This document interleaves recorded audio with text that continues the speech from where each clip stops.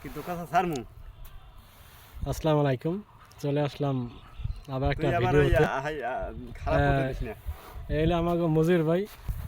যখনই বাড়িতে আসি তখনই মজির ভাইয়ের সাথে দু একটা কথা বলা হয়। বিশেষ করে যারা কৃষি কাজ করেন তারা আছে বিদেই হয়তো বা আমরা দু একটা এই যে শাকসবজি খাইতে পারি।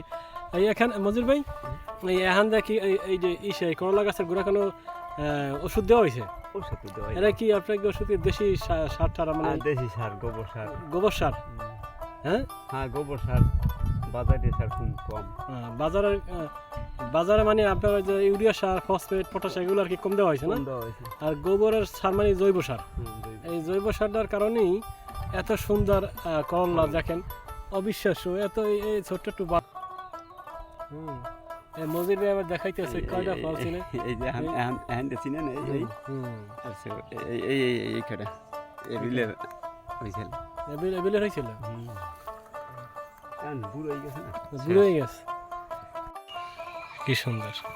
তবে এই বাগানে যদি আপনার ওষুধ না দেয় তাহলে দেখুন এই যে এইভাবে করলা সব পোকা খাইবে। উস্তা করলা এভাবে খালি পোকা খাইবে আর নষ্ট হয়ে যাবে।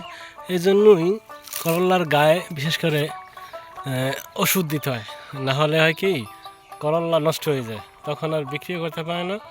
যা কাজ করে তখন দেখা যায় সব লস হয়ে যায়। এই দেখেন কি সুন্দর করলা। করলা মজিবর বাড়ি করলার বাগান। কাকা এদিকে আসো। অনেক সুন্দর করলা হয়েছে দেখেন। মানুষের শাকসবজি কিনা খাইতে হয় না, এইভাবে দেখেন কি সুন্দর করলা গাছ লাগাইছে।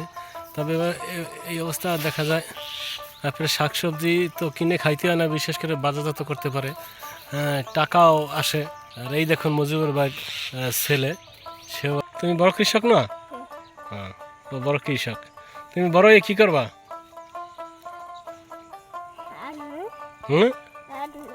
হাঁটবা? হাঁটতে কই যাবা?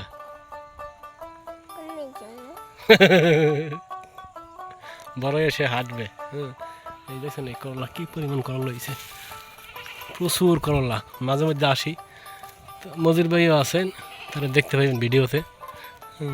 তো দেশি কৃষি খামারের কাজ দেখতে ভালো লাগলে অবশ্যই ভিডিওটা বেশি বেশি শেয়ার করবেন, লাইক করবেন। তো ভালো থাকবেন। এরকম ভালো ভালো ভিডিও পেতে অবশ্যই পাশে থাকবেন। ধন্যবাদ। আল্লাহ হাফেজ।